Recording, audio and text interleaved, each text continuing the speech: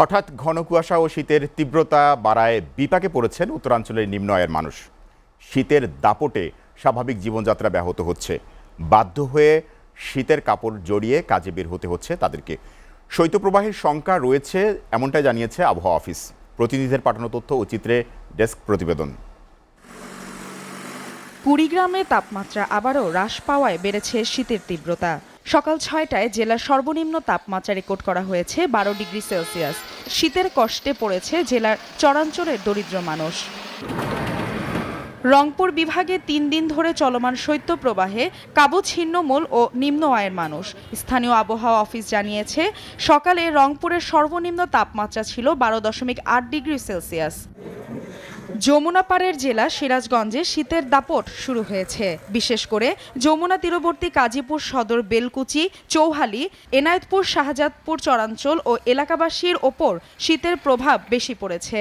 জেলায় সকাল ৬টায় তাপমাত্রা ছিল ১৪.৪ ডিগ্রি সেলসিয়াস। তীব্র ঠান্ডায় কোণঠাসা হয়ে পড়েছে পঞ্চগড়ের হাজার হাজার নিম্ন আয়ের মানুষ। সকাল ৬টায় ১২.৯ ডিগ্রি সেলসিয়াস তাপমাত্রা রেকর্ড করা হয়।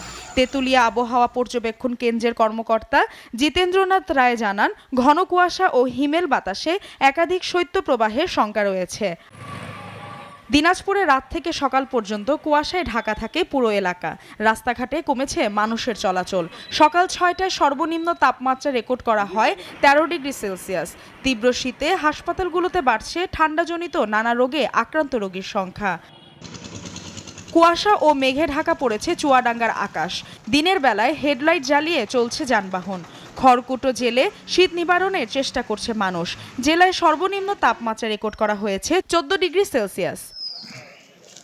এদিকে ঘন কুয়াশার কারণে দীর্ঘ ৮.৫ ঘন্টা বন্ধ থাকার পর পাটুরিয়া দৌলতদিয়া নৌপথ ও ৮ ঘন্টার পর আরিচা কাজিরহাট নৌপথে ফেরি চলাচল শুরু হয়েছে, নিশ্চিত করেন বিআইডব্লিউটিসির উপমহাব্যবস্থাপক নাসির মোহাম্মদ চৌধুরী।